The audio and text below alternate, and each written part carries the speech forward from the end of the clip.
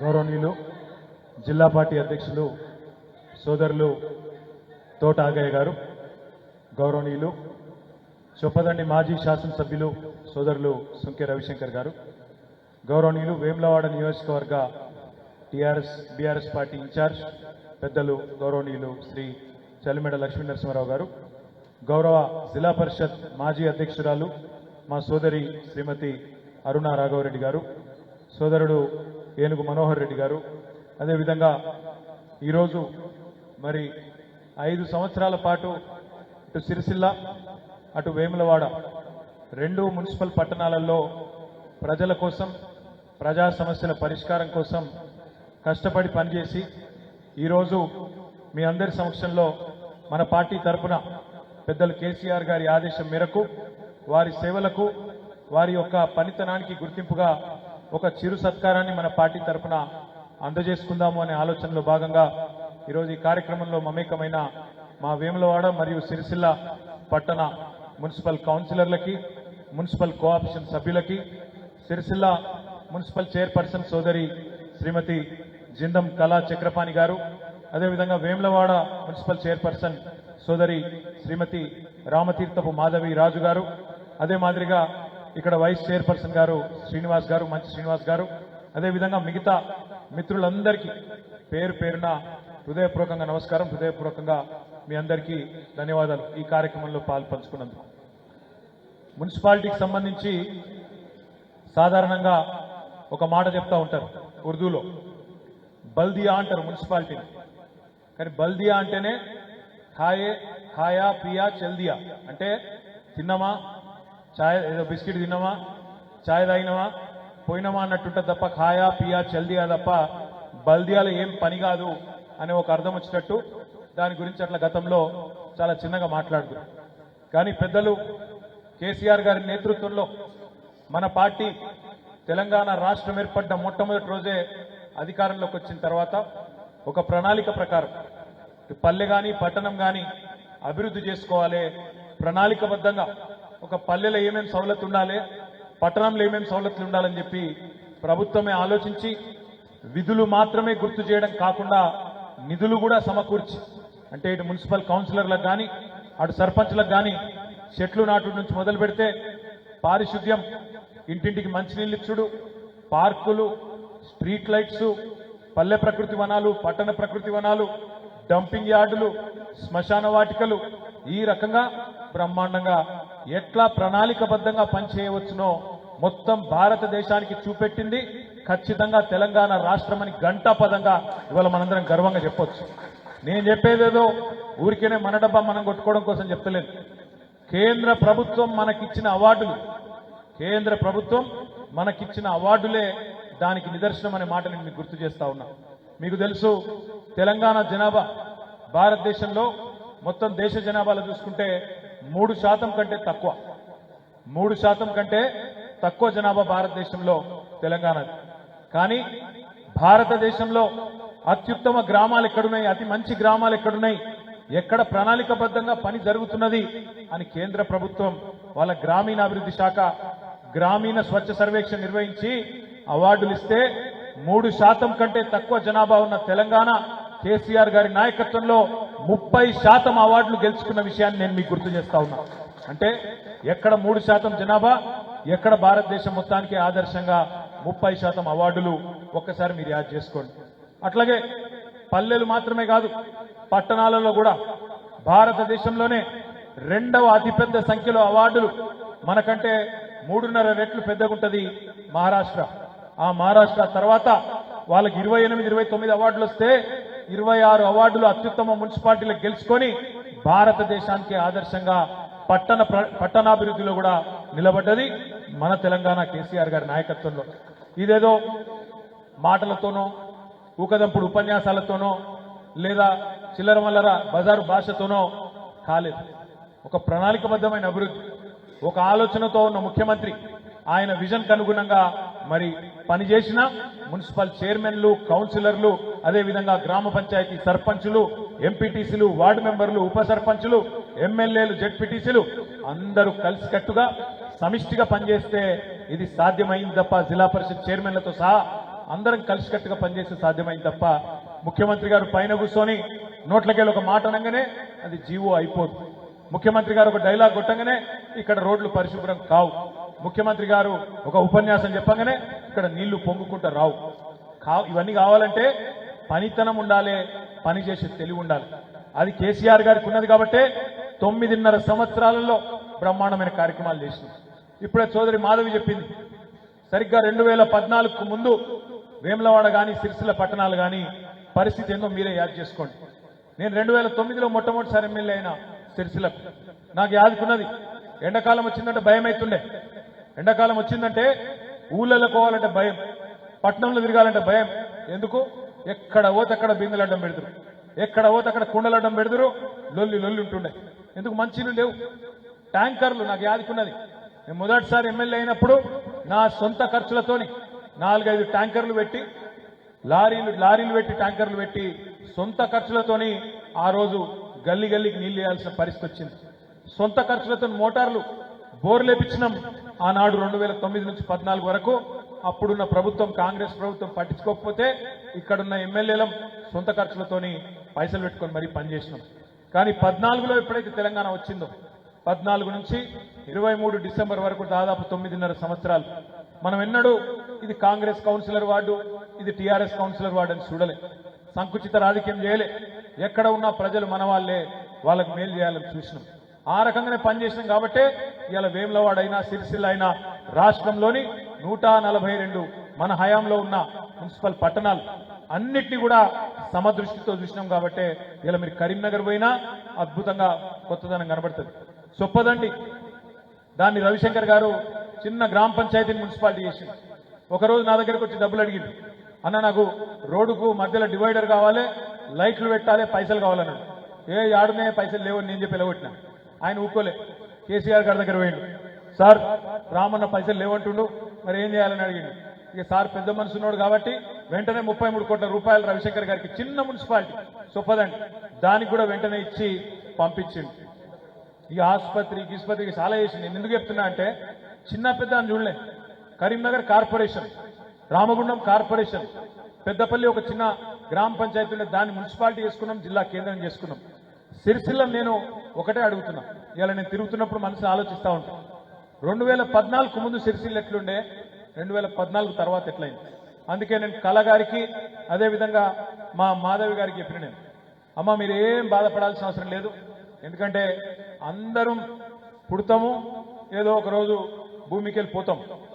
అవకాశాలు చాలా తక్కువ మందికి వస్తాయి. పనిచేసే అవకాశం, అదృష్టం, ఒక పదవి, ఒక ప్రజాప్రతినిధిగా ఉండే అవకాశం తక్కువ మందికి వస్తుంది. ఆ అవకాశం వచ్చినప్పుడు ఏం చేసినామో అన్నది పాయింట్. ప్రజలు మళ్ళీ రేపు మనం ఎట్లా గుర్తుపెట్టుకుంటారు అన్నది పాయింట్. ఒకటి మాత్రం పక్కా, ఈ రోజు కాదు, రేపు కాదు, ఇంకొక 20-30 ఏళ్ల తర్వాత కూడా సిరిసిల్లలో పుట్టిన ప్రతి బిడ్డ యాద్ చేసుకుంటాడు. ఏమని? ఒక 10 ఏళ్ల పని అయింది 2014 నుంచి 24 వరకు.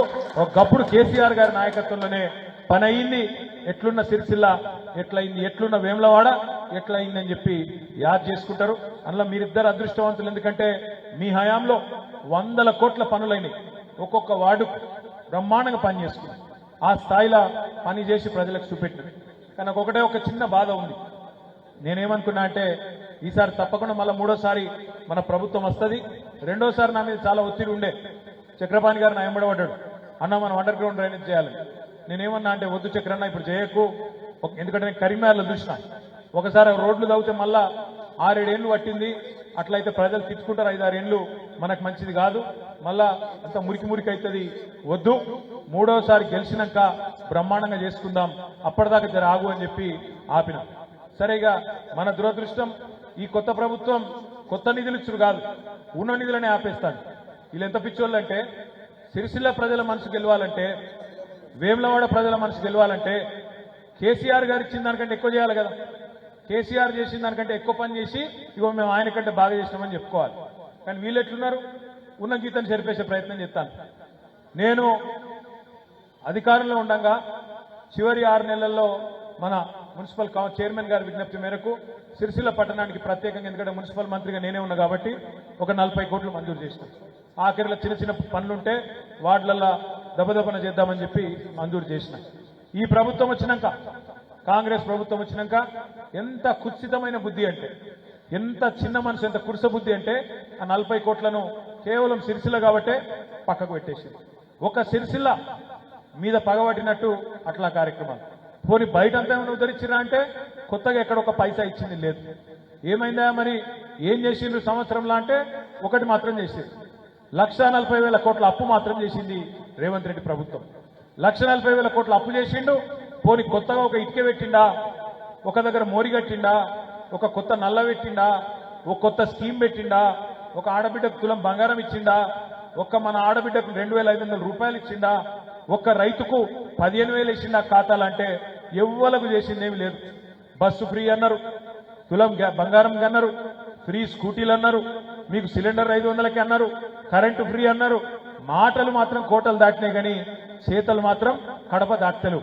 అందుకే ఇలా గ్రామ సభలు పెడితే అక్కడ ఏమి వినబడుతున్నది మ్యూజిక్.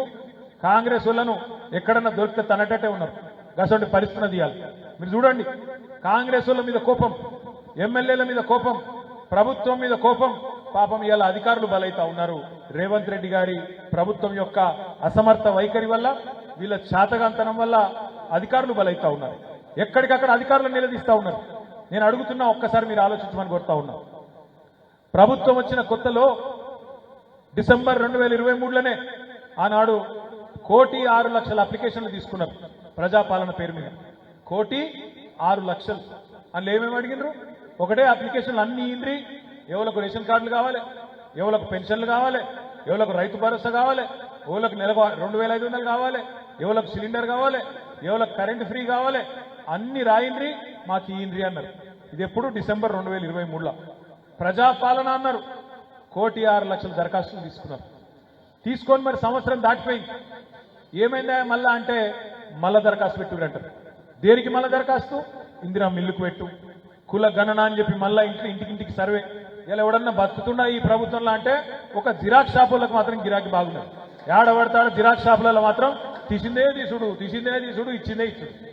ఒక్క పని సంవత్సరం దాటిపోయింది, 14 నెలలు పడ్డది. ఒక్క పని అయిందా? ఏదన్నా ఒకటి డైలాగులు కొట్టినంత అల్కగనా? డైలాగులు ఏమైనా మస్తుగా చెప్పచ్చు. లాగుల తొండలు ఇడుస్తా, మెడల పేగులు వేసుకుంటా, గుడ్లు వీకి గోటీలు ఆడతా, డైలాగులు మాకు కూడా వస్తాయి. డైలాగులు కొట్టినంత ఈజీ కాదు పని చేస్తుంది. ఇప్పుడు పని చేస్తే ఇప్పుడు తెలుస్తుంది మోస్టోన్కి ఎంత కష్టం ఉంటుందో, ఒక ప్రభుత్వాన్ని నడుపుడంటే ఎంత కష్టమో ఇప్పుడు తెలుస్తుంది రేవంత్ రెడ్డికి, కాంగ్రెస్ పార్టీ వాళ్ళకి. నేను కాంగ్రెస్ పార్టీ నాయకులను నేను ఒకటే కోరుతా ఉన్నా, ఇంకా ఎలక్షన్లు 4 ఏళ్ళు ఉన్నాయి, ఇంకా 4 ఏళ్ళు ఉన్నాయి అసెంబ్లీ ఎన్నికలు. తొందర ఏం లేదు, పని చేయండి, పని మీద దృష్టి పెట్టురు. ఇప్పటికన్నా కొద్దిగా ఒళ్ళు వంచుర్రి. ఎంతసేపు కేసులు ఎట్లా పెట్టాలి, ఎవరిని జైలుకి ఎట్టు పంపాలి, ఎవరిని ఏం చేయాలి, ఇదే చిల్లర ఆలోచన తప్ప ప్రజలకు మంచి చేసే ఆలోచన లేదు. ప్రజలకు ఇచ్చిన హామీలు నిలబెట్టుకునే సోయి అంతకంటే కూడా లేదు. దృష్టి దాని మీద పెట్టుర్రి. నిన్న మీ మంత్రి చెప్తుండు కదా కుల్లా, రేవంత్ రెడ్డి గారేమో రుణమాఫీ అయిపోయిందని అబద్ధం చెప్తాడు. రుణమాఫీ అయిపోయింది, 100% చేసిన 2 లక్షల రుణమాఫీ అని రేవంత్ రెడ్డి చెప్తాడు. నిన్న వాళ్ళ మంత్రి గారు, ఆయన సహచరుడు, సీనియర్ నాయకుడు దామోదర్ రాజనరసింహ గారు చెప్తున్నారు. ఏం చెప్పిండు? కాలే రుణమాఫీ. ఇవి నేను ఈ ఊళ్ళోనే మాట్లాడుతున్నా, ఈడ చారణ మందికి అయింది, 12 మందికి గాలే అని ఖుల్లా చెప్తున్నాడు దామోదర్ రాజనరసింహ గారు. ఓ గిదే నేననేది, ఈ మోసమే బంద్ చేయండి. ఈ మోసపు మాటలు, బక్వాస్ మాటలు ఇవి బంద్ చేసి పని మీద దృష్టి పెట్టుండ్రి. సోషల్ మీడియాలో ఎవరు పోస్ట్ పెట్టిండ్రు అని మీద కేసు ఎట్లా పెట్టాలి, పోలీసులకు అది ఒకటే పని. అసలు పని ఎక్కడ వీకింది. క్రైమ్ రేట్ పెరుగుతున్నది, ఆడపిల్లల మీద దాడులు పెరుగుతున్నాయి. మొత్తం హైదరాబాద్ తో సహా రాష్ట్రం అంతటా శాంతి భద్రతలు దెబ్బతింటా ఉన్నాయి. కొత్త పెట్టుబడులు ఏమో ఉన్న పెట్టుబడులు పోయే పరిస్థితున్నది. ఇట్లా పరిస్థితి ఉంటే ఇవాళ ముఖ్యమంత్రి, ఆయన మంత్రివర్గం మాత్రం వాళ్ళు ఇవాళ ఇక్కడ లేరు, గాల్లో తిరుగుతున్నారు. కరీంనగర్కి వస్తే హెలికాప్టర్, సిరిసిల్లకు వస్తే హెలికాప్టర్, నల్గొండకు వస్తే హెలికాప్టర్, గాలి మోటార్లో తిరుగుకుంటా, గాలి మాటలు మాట్లాడుకుంటా ఇవాళ తప్పించుకొని తిరుగుతున్నారు తప్ప భూమి మీదకి వస్తలేరు. రండి, గ్రామ సభల్లో నిలబడండి, మంత్రులు, కాంగ్రెస్ ఎమ్మెల్యేలు, చెప్పండి, ప్రజలకు సమాధానం చెప్పండి. ఏంది మీరు ఇచ్చిన మాటలు ఎక్కడన్నా ఒక్కటి అమలైందా చెప్పండి. 1,67,00,000 మంది ఆడబిడ్డలు ఎదురు చూస్తున్నారు. 18 ఏళ్లు నిండిన ఆడబిడ్డలు మన రాష్ట్రంలో 1,67,00,000 మంది ఉన్నారు. వాళ్ళందరూ ఎదురు చూస్తున్నారు. ఎప్పుడు చాలా అవుతుంది మహాలక్ష్మి, ఎప్పుడు పడతాయి నెలకు 2,500 అని చెప్పి వాళ్ళందరూ ఎదురు చూస్తున్నారు. 100 రోజుల్లో ఇస్తామని మీరే చెప్పిండ్రు. మేము అడగలే, మీరే చెప్పారు 100 రోజులు ఇస్తామని. మరి 100 రోజులు కాదు, ఇప్పుడు 400 రోజులు అయింది, 400 రోజులు దాటిపోయింది. 400 రోజులు దాటిపోయినాక ఇవాళ ఆడబిడ్డలను కూడా నేను అడుగుతా ఉన్నా, మా కౌన్సిలర్ ఆడబిడ్డలను, మా తమ్ముళ్ళను కూడా నేను కోరుతా ఉన్నా, దయచేసి 27 తారీఖు నుంచి మీరు మేము మాజీలు అయిపోయినాం, మాకేం సంబంధం అన్నట్టు ఉండకుండ్రి. మీరే కొత్తోళ్ళు మళ్ళా వచ్చేదాకా, కొత్తోళ్ళు అంటే ఎవరు కాదు, మళ్ళీ మీరే అవుతారు, కానీ కొత్తోళ్ళు మళ్ళా ఎలక్షన్లు అయ్యి మళ్ళీ ఎక్కేదాకా మీరే కౌన్సిలర్లు అనుకొని పని చేయండి, మీరే ప్రజల్లో ఉండండి. మనకు అధికారం ఒక్కటే పోయింది, అభిమానం పోలే. ఇవాళ నేను సిరిసిల్లలో తిరుగుతుంటే నాకే అనిపించింది, ఇవాళ ఒక 4-5 వార్డులు తిరిగినా, నాకే అనిపించింది మనం అధికారంలో ఉన్నామా, కాంగ్రెస్ వాడు అధికారంలో ఉన్నాడా నాకే అర్థమవుతలేదు. ఎందుకంటే ఎక్కడ పోయినా సరే పోలీసులు రాకపోవచ్చు, అధికారులు నకరాలు చేయొచ్చు, కానీ ఎక్కడ పోయినా ప్రజల్లో మాత్రం అభిమానం మాత్రం కేసీఆర్ గారంటే చెక్కు చెదరలేదు. పోయింది అధికారం మాత్రమే, అభిమానం కాదు. పోయింది అధికారం మాత్రమే, పోరాట పటిమ కాదు. మనకు కూడా మంచి జరుగుతున్నది, ఇవాళ ప్రజలకు కూడా మంచి జరుగుతున్నది. ఎవరు ఏందో ప్రజలకు కూడా బేరీజు వేసుకునే అవకాశం, ఒకసారి పోల్చుకునే అవకాశం ప్రజలకు కూడా దొరికింది. ఎందుకంటే అప్పుడప్పుడు గాడిదలను చూస్తేనే గుర్రాల విలువ కూడా తెలుస్తుంది, చీకటిని చూస్తేనే వెలుగు విలువ కూడా అప్పుడప్పుడు తెలుస్తుంది. కాబట్టి మంచి జరుగుతున్నది, మనం బాధపడేది ఏం లేదు. అందరూ నేను ఇక్కడ ఇవాళ కలిసిన మన కల్లూరి మధు లతా వాళ్ళ వార్డులో కలిసిన, దారుల సందీప్ కీర్తన వార్డుకు పోయినా, అదేవిధంగా తమ్ముడు ఎల్లం వాళ్ళ వార్డుకు పోయినా, అక్కడ కూడా ఎక్కడ పోయినా, రగుడు పోయినా, ఇంకెక్కడ పోయినా, తారక రామనగర్ కూడా పోయినా, పెద్దూరు సత్యనారాయణ గారి వార్డు కూడా పోయినా, ఎక్కడ పోయినా ప్రజల మూడు మాత్రం చాలా స్పష్టంగా ఉంది. మళ్ళా ఎలక్షన్లు ఎప్పుడు వస్తాయా, ఎప్పుడు వీళ్ళ సంగతి చూద్దామా అన్నట్టు లోపల గట్టిగానే ఉన్నారు. సరే పైకిగా అధికార పార్టీ కాబట్టి ఏమనకుండా అట్లా ఉండొచ్చు, కానీ లోపల మాత్రం గట్టిగానే ఉన్నారు. నేను మిమ్మల్ని కోరేది ఏంటి అంటే, పల్లె ప్రగతి పట్టణ ప్రగతి ద్వారా మనం కార్మికులను కూడా కడుపులో పెట్టుకొని చూసుకున్నాం. నెల నెల జీతాలు ఇచ్చినాం సఫాయి కార్మికులకు కూడా. ఏ ముఖ్యమంత్రి భారతదేశంలో సఫాయి అన్నా నీకు సలాం అన్నా అన్న ముఖ్యమంత్రి భారతదేశంలో ఎవరు లేరు, ఒక్క కేసీఆర్ గారు తప్ప. అంత గొప్పగా సఫాయి కార్మికులను కూడా కడుపులో పెట్టుకొని చూసుకున్నాం. వాళ్ళకు కూడా జీతం ఇచ్చినాం, జీతాలు పెంచినాం, వాళ్ళని కూడా బ్రహ్మాండంగా మన ఆప్తుల్లాగా చూసుకున్నాం. అదే మాదిరిగా ప్రతి పట్టణం టీయూఎఫ్ఐడిసి కావచ్చు, జనరల్ ఫండ్ కావచ్చు, ఎవ్రీ మంత్ మీకు టంచన్గా డబ్బులు ఇచ్చినాం. తద్వారా మీకు ఎలాంటి ఇబ్బంది లేకుండా చూసుకున్నాం. ట్యాంకర్లు కావాల్సిన కాడ ట్యాంకర్లు, ఎక్కడెక్కడ మీకు ఏ రకమైన సౌలత్ కావాలంటే స్వచ్ఛ ఆటోలు కావాలంటే స్వచ్ఛ ఆటోలు, చెత్త కలెక్షన్ కానీ, ఆరోగ్య సమస్యలు కానీ, కరోనా టైంలో కూడా మీరు చేసిన పని ఇవన్నీ మామూలు పనులు కాదు. చరిత్ర మిమ్మల్ని మర్చిపోదు. మీరు అనుకుంటుండొచ్చు, అన్నా మాకు ఇంకింద చేసేది ఉండే పని ఆన్నో ఈన్నో ఒకటో రెండో పనులు మిగిలిపోయినాయని మీరు అనొచ్చు. మా రాపల్లి లక్ష్మీనారాయణ మిసెస్ చెప్తాంది నాకు, అన్న ఇంకొక 2-3 పనులు చేసేది ఉన్నదని. కానీ ఈ లంగల ప్రభుత్వం అమ్మ, వీళ్ళు ఇయ్యరు మనకు పైసలు, ఉన్నాయి ఎత్తగొట్టేటోళ్ళు, వీళ్ళు కొత్త పైసలు ఇచ్చేటోళ్ళు కాదు, వీళ్ళు మంచోళ్ళు కాదు. మళ్ళా మన ప్రభుత్వం వస్తుంది, తప్పకుండా వచ్చిన తర్వాత కేసీఆర్ గారు ముఖ్యమంత్రి అవుతారు. ముమ్మాటికి మళ్ళీ గతంలో చేసుకున్న దానికంటే 4 రెట్లు ఎక్కువ పని చేసుకుందాం. అప్పటిదాకా కొద్దిగా ఓపికగా ఉండమని చెప్పి మన వాళ్ళకు కూడా సంజాయించుకోవాలి. ఈ లోపల మనం మాత్రం ప్రజలకు అందుబాటులో ఉందాం, కలిసిమెలిసి ప్రజలతో పాటు నడుద్దాం. అధికారం పోయినా, రేపు మీరు పదవిలో దిగిపోయినా ప్రజలు వచ్చుడు బంద్ కాదు. మీరే కౌన్సిలర్ అంటారు, మీ కాడికే వస్తారు. చైర్మన్ మేడం అంటారు, కౌన్సిలర్ మేడం అంటారు, మీ కాడికే వస్తారు. మీరు విసుకోవద్దు, అరే నాది లేదా, నాది అయిపోయింది అనద్దు. మంచి కూర్చోబెట్టాలి, ముచ్చట పెట్టాలి, చెప్పాలి. ఏఈకి ఫోన్ చేయాలి, డీకి ఫోన్ చేయాలి, శానిటరీ ఇన్స్పెక్టర్కి ఫోన్ చేయాలి, ఏమైనా ఎప్పుడు వస్తున్నావు అనాలి. తప్పకుండా పని చేసి పెట్టాలి. నాయకులుగా, ప్రజాప్రతినిధులుగా, ప్రజల చేత అభిమానం పొందిన వాళ్ళుగా అది మన బాధ్యతగా మనం తీసుకోవాలని చెప్పి కూడా మీకు తెలియజేస్తూ, నిజంగా కూడా నేను మళ్ళీ చెప్తా ఉన్నాను, వేములవాడ, సిరిసిల్ల ఈ 2 పట్టణాలు 2014 ముందు ఎట్లుండే, ఇలా 2025 ఎట్లున్నాయో మీరే గుండె మీద చేసుకొని మీరే ఆలోచించండి. మీరంతా ఇక్కడ పుట్టి పెరిగిన వాళ్ళు, మీకు తెలుసు నాకంటే బాగా. ఈ రోజు ఎట్లున్నాయి, ఆ రోజు ఎట్లుండే యాద్ చేసుకోండి, ప్రజలు కూడా యాద్ చేయండి. తప్పకుండా ఈ 10 ఏళ్లలో జరిగిన పనే మన పనితనానికి గీటురాయి అనే మాట ఖచ్చితంగా చెప్పండి. తిరిగి ప్రజాభిమానం పొంది ఈ 2 పట్టణాలే కాదు, రాష్ట్రం అంతటా కూడా మళ్ళీ మన వాళ్ళందరూ బ్రహ్మాండమైన మెజారిటీతో తిరిగి గెలిచి రావాలని మనస్ఫూర్తిగా ఆకాంక్షిస్తూ, మరి ఈరోజు పెద్ద ఎత్తున తరలి వచ్చిన మా ఆడబిడ్డలకు, అన్నదమ్ములందరికీ కూడా హృదయపూర్వకంగా పేరు పేరున నమస్కారాలు తెలియజేస్తూ, జై తెలంగాణ, జై కేసీఆర్, థ్యాంక్ యూ.